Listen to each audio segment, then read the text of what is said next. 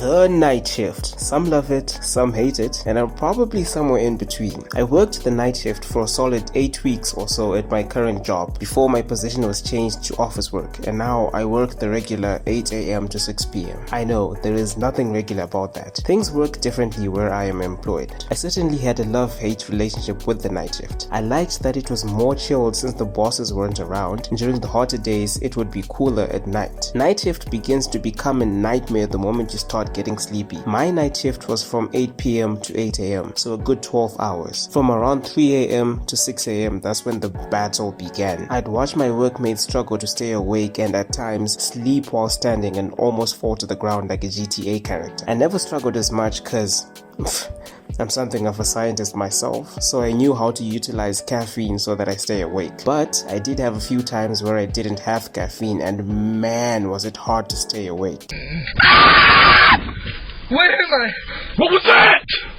Oh my god, I'm so sorry, I just had a nightmare. I've also seen some really funny night shift memes about how bad night shift is, and it got me thinking, how bad is night shift for a person's health? So, like the somewhat scientist that I am, I did a little bit of digging. I took a look at 3 meta-analyses. One 2021 meta-analysis focused on the associations of shift work and night work with the risk of all-cause cardiovascular and cancer mortality. The second one from 2019 focused on shift work and mental health, and the third one from 2021 focused on differences in sleep quality between day and night shift workers and the moderating effect of age. I've put the links to these meta-analyses in the description below so that you can have a look at them yourself in more detail. The first one analyzed 17 articles with a total of almost 1 million study participants. 15 of these 17 articles were considered high quality, meaning the results were more reliable. In a nutshell, the results of the meta-analysis revealed that night work may be associated with a higher risk of all-cause mortality, suggesting that workers ever exposed to night work compared with those who were never exposed to night work may have a higher risk of death, especially due to cardiovascular disease. The results also indicated evidence of an association between night work and risk of cancer mortality. So working years of shift work will most probably negatively affect your physical health and also affect your mortality. The second meta-analysis on night shift and mental health took a look at 33 studies, and the results indicated that there was a reasonable level of evidence